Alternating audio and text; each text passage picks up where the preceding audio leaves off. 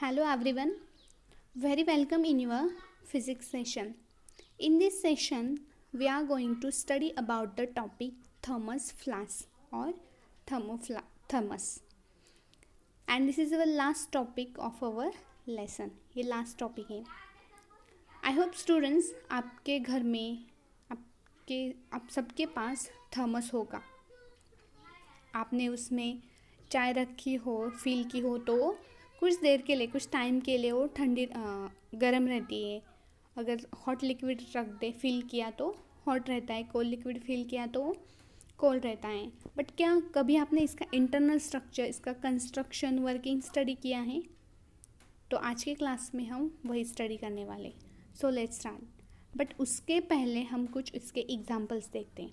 I think आप सबके पास ये बॉटल्स होंगी जो कि आप स्कूल लेकर जाते होंगे, जिसमें वाटर फिल किया, वाटर से वो बॉटल भर दी तो ठंडी रहती है, कूल रहती है. ये थर्मस के कुछ एप्लीकेशन से, मतलब ये वाटर बॉटल या थर्मस जो कि अपने चाय रख दी, चाय से भर दी तो चाय गरम रहती है. तो इसका इंटरनल स्ट्रक्चर क्या है, किन चीज़ों से ये बना है, कैसे वर्क करता है, ये हम देखते हैं. फर्स्टली हम इसके डायग्राम देखते हैं. दिस इज़ अ थर्मस जो कि आपने ऊपर से प्रेस किया तो यहाँ से चाय आती है और वो चाय गर्म होती है. सो this is a diagram for thermos. ये इसका थर्मस की डायग्राम है, इंटरनल स्ट्रक्चर है. हम देखते हैं इसका कंस्ट्रक्शन. ये डायग्राम देखेंगे तो आप यहाँ पे एक प्लास्टिक लीड लाई, प्लास्टिक का एक ढक्कन या लीड से इसे टाइट किया गया है. क्यों प्लास्टिक ही यूज़ किया है? Because plastic is a insulator, जिससे हीट ट्रांसफ़र नहीं हो सकती. बाहर एक कंटेनर है और उसके अंदर एक छोटा कंटेनर जिसमें हम वाटर या लिक्विड फिल करेंगे, हॉट लिक्विड और कोल्ड लिक्विड फिल करेंगे. जो बाहर का कंटेनर है उसका अंदर का जो पोर्शन है वो ग्लास का बना हुआ है और सिल्वर कोटेड है, क्योंकि सिल्वर लाइट को रिफ्लेक्ट करता है. और जो अंदर का जो कंटेनर है उसका बाहर का पोर्शन जो मैंने यहाँ पे हाईलाइट किया है, मैं डिफरेंट पेन यूज़ करती हूँ, जो ग्रीन पोर्शन बना है वो भी सिल्वर से बना हुआ है, कोटेड है. और जो ये आपको दिख रहा है कंटेनर का पार्ट, वो भी सिल्वर से कोटेड है. और इसके बीच में वैक्यूम क्रिएट किया गया है. जो आपको वाइट पोर्शन दिख रहा है वो है vacuum. Vacuum means no medium, free space, उसमें कोई भी मीडियम नहीं है, आई मीन एयर पार्टिकल्स नहीं है. There is a spring centering device और बॉटम में रबर सपोर्ट. अब ये स्प्रिंग सेंटरिंग डिवाइस और बॉटम सपोर्ट क्यों कनेक्टेड है? क्योंकि ये कंटेनर बाहर, अंदर का कंटेनर जो बाहर के कंटेनर में टाइटली फिट हो, इसकी वजह से यहाँ पे उसे सेट किया गया. और फिर हम इस अंदर वाले कंटेनर में हम हमारा हॉट लिक्विड या कोल्ड लिक्विड फिल कर सकते. सो this is a diagram for thermos. So first question for the homework is draw the diagram of thermos. Thermos की डायग्राम आपको ड्रॉ करनी है. अब हम देखते हैं इसका कंस्ट्रक्शन. हमने डायग्राम में कंस्ट्रक्शन ही देख लिया है, फिर से उसको डीप में देखते हैं. ठीक है, थर्मस में क्या होता है, हीट ट्रांसफ़र होती है. बट एक्चुअली हमने देखा है हीट ट्रांसफ़र के 3 मेथड से, बेसिक 3 मेथड से: convection of heat, conduction of heat and radiation of heat. But thermos में तीनों मेथड में हीट ट्रांसफ़र नहीं होती, वो हम वर्किंग में डीपली देखेंगे. पहले देखते हैं इसका construction. The plastic lid is an insulator and the screw top prevent convection current escaping from the flask. जो कि ऊपर से लगाई हुई है, टाइटली कनेक्टेड है. प्लास्टिक लीड, मैंने पहले बोला प्लास्टिक क्यों? Because plastic is a insulator. Plastic से हीट ट्रांसफ़र नहीं हो सकती, कन्वेक्शन नहीं हो सकती. मतलब जो वैक्यूम हमने यहाँ पे क्रिएट किया है वो यहाँ से, इसमें से एयर पार्टिकल्स अंदर नहीं आ सकते. और जो हीट है, इसमें जो हमने लिक्विड फिल किया है उसकी जो हीट निकलने वाली है बाहर, वो यहाँ से बाहर नहीं जाएगी, क्योंकि वो लीड प्लास्टिक से कनेक्टेड है. और प्लास्टिक इज़ ए इंसुलेटर जो कि हीट ट्रांसफ़र नहीं करता.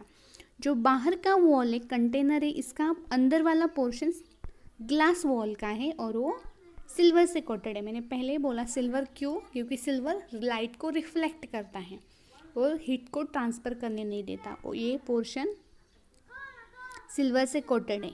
और जो अंदर वाला कंटेनर है इसका पोर्शन भी सिल्वर से कोटेड है, क्योंकि वो लाइट को रिफ्लेक्ट करता है। And there is some space between this two container and this is a vacuum. Vacuum means no medium, free space, वहाँ पे कोई भी एयर मॉलिक्यूल्स नहीं। अब एयर मॉलिक्यूल्स नहीं है, इसकी वजह से कन्वेक्शन तो होगा नहीं, कन्वेक्शन की मेथड से हीट ट्रांसफ़र नहीं होगी और रेडिएशन भी यहाँ पे नहीं होता। और ये भी मैंने एक्सप्लेन किया है, स्प्रिंग सेंटरिंग डिवाइस और रबर सपोर्ट क्यों है, क्योंकि वो कंटेनर टाइटली फिट होना चाहिए। There is a vacuum between two layers of glass और steel which prevent the heat leaving entering by conduction वहाँ पे नहीं होगा। So this is a construction for the thermos. So second question for the homework is what is the construction of thermos. Thermos का construction क्या है वो आपको explain करना है। Now we are going to study the main working of thermos. Thermos का working study करते हैं। सी, अब हम देखते हैं थर्मस का वर्किंग, वही डायग्राम है। थर्मस एक्चुअली कैसे वर्क होता है, मैंने पहले बोला 3 मेथड्स है हीट के, conduction, convection and radiation. But thermos में तीनों मेथड में हीट ट्रांसफ़र नहीं होती। कैसे ट्रांसफ़र नहीं होती देखते हैं। पहले तो कंडक्शन में क्या था, कंडक्टर होना चाहिए तो इसमें हीट ट्रांसफ़र होगी। बट मैंने पहले ही बोला इस कंस्ट्रक्शन में क्या है, यहाँ पे सिल्वर कोटेड है, सिल्वर का कोटिंग किया गया है। जैसे ही लाइट आएगी वहाँ से वो रिफ्लेक्ट होकर चली जाएगी। फिर भी कुछ लाइट रिफ्लेक्ट होके अंदर गई, स्पेस में गई, फिर भी अंदर वाला पोर्शन क्या है, सिल्वर से कोटेड है, फिर वो लाइट को रिफ्लेक्ट करेगा। तो इससे क्या होगा, कंडक्शन तो होने वाला है नहीं। Next convection. कन्वेक्शन में क्या था, एयर पार्टिकल्स या एयर मॉलिक्यूल्स खुद उनकी हीट लेकर ट्रांसफ़र करते हैं, मतलब खुद वो एयर मॉलिक्यूल्स हीट ट्रांसफ़र करते हैं। बट हमने यहाँ पे क्रिएट किया है वैक्यूम, यहाँ पे वैक्यूम क्रिएट किया है। सो वैक्यूम क्रिएट किया है मतलब यहाँ पे एयर मॉलिक्यूल्स ही नहीं है, तो वो हीट कैसे ट्रांसफ़र करेंगे, नहीं। तो इसमें कन्वेक्शन की प्रोसेस भी नहीं होती। और रेडिएशन में हमने देखा था कि वहाँ पे मीडियम की ज़रूरत नहीं पड़ती, फिर भी वो हीट ट्रांसफ़र करता है। बट इस केस में रेडिएशन में भी हीट ट्रांसफ़र नहीं होती। सो this is the working principle of thermos, जो कि यहाँ से लाइट आएगी, मतलब तीनों मेथड में हमने देखा थर्मस में कैसे वर्क नहीं होता, हीट ट्रांसफ़र नहीं होती। कंडक्शन में आएगी और लाइट रिफ्लेक्ट होकर चली जाएगी, बट फिर भी कुछ लाइट अगर अंदर गई, फिर भी वो अंदर वाला पोर्शन, सिल्वर कोटेड पोर्शन, वो लाइट को रिफ्लेक्ट करेगा। वैक्यूम नहीं है, इसकी वजह से कन्वेक्शन करंट नहीं होगा और रेडिएशन भी नहीं होगा। तो यहाँ पे इस डायग्राम में हम देखते हैं किस तरह तीनों मेथड नहीं होती। देखिए, अगर आपने यहाँ पे ऑब्जर्व किया तो thermos without reflecting lining and thermos with reflecting lining. यहाँ सपोज यहाँ पे हमने इस येलो वाला पोर्शन दिख रहा है, हमने यहाँ पे लिक्विड फिल किया है और इसके बीच में इसके बाहर वाला ब्लू पोर्शन है वो है वैक्यूम, और इसके अंदर हमने सिल्वर से कोटेड किया हुआ है। देखिए विथ रिफ्लेक्टिंग लाइन है, सिल्वर मीन्स रिफ्लेक्टिंग लाइन है। अगर हमने सिल्वर से कोट किया नहीं होगा, इस वाले पोर्शन में हमने सिल्वर से कोट नहीं किया है, तो यहाँ पे क्या होगा, जैसे ही लाइट आएगी वो रिफ्लेक्ट होकर चली जाएगी।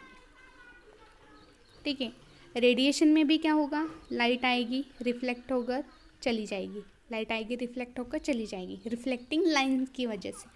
बट यहाँ पे अगर हमने सिल्वर कोट नहीं किया तो क्या होगा, लाइट अंदर चली जाएगी, तो हीट ट्रांसफ़र होगी। रेडिएशन में भी सेम चीज़।